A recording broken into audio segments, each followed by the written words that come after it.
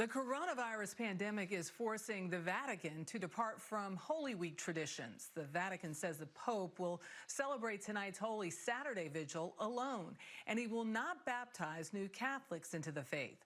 This Easter weekend, many Catholics are turning to their faith, even if it means doing so online to cope with these challenging times.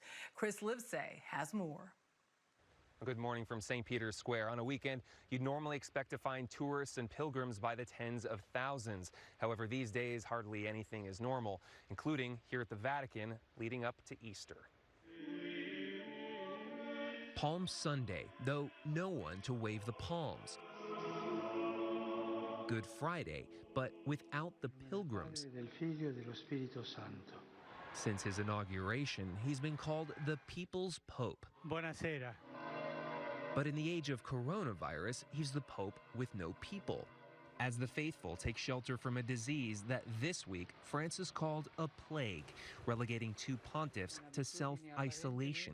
For the first time since 1750, the Pope walked the Stations of the Cross not at the Colosseum, but in St. Peter's Square.